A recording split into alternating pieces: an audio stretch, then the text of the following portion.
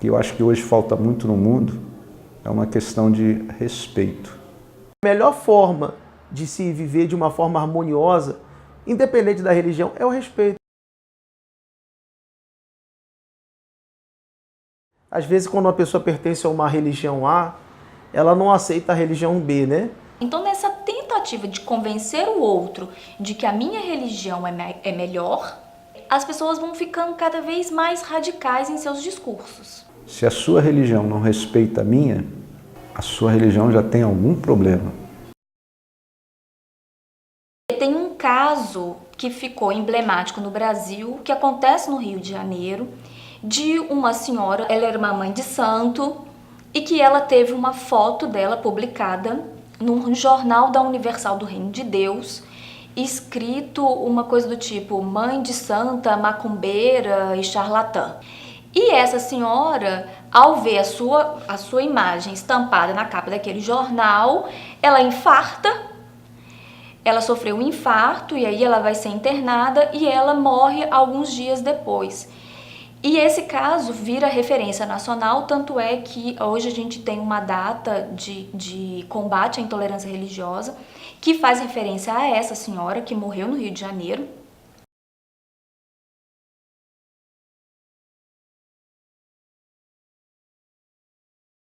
E a partir daí você cria um grupo de pesquisas mais sérios voltada para a questão da intolerância religiosa no Brasil.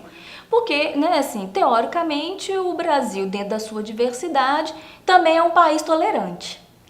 E aí o que esses dados vêm trazendo é que não necessariamente a gente, por sermos diversos, isso quer dizer que a gente seja tolerante. Mas a nossa intolerância, as percentuais maiores, ele tem um grupo mais específico, que são as religiões de matriz africana. Não que cristãos também não sofram preconceito, porque também tem intolerância contra cristão. Passaram por detrás, eu celebrando o culto.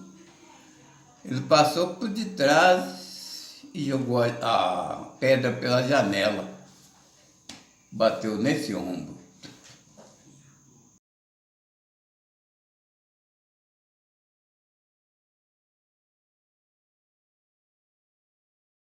A nossa intolerância religiosa também está relacionada com o nosso racismo. E no Rio de Janeiro, isso tem uma proporção maior, porque primeiro que a Umbanda está surgindo lá. A Umbanda é uma religião brasileira, né? Assim, então ela é uma mistura do cristianismo com espiritismo, com hinduísmo, com candomblé, com então, ou seja, ela é uma religião sincrética, assim como a gente tem diversas outras no Brasil.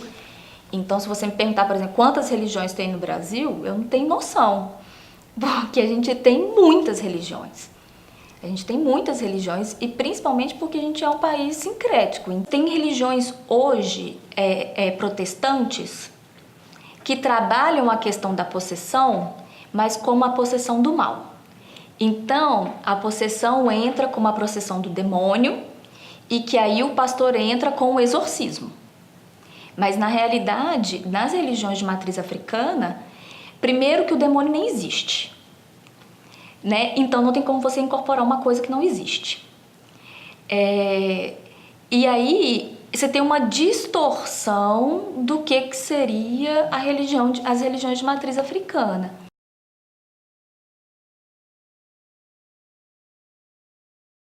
Querendo ou não, nós vivemos num país privilegiado, porque a gente tem intolerância, temos intolerância.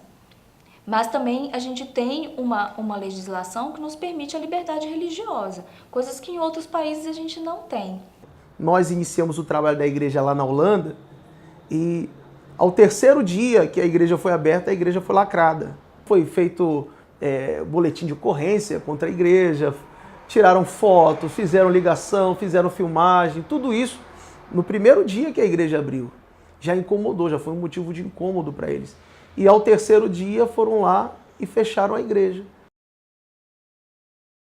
Eu acho que é uma das principais atividades da doutrina espírita são os trabalhos sociais, porque ela fala de indulgência, fala de perdão, fala de benevolência, fala de caridade. E não é uma religião propriamente dito, ela é uma ciência, filosofia e religião.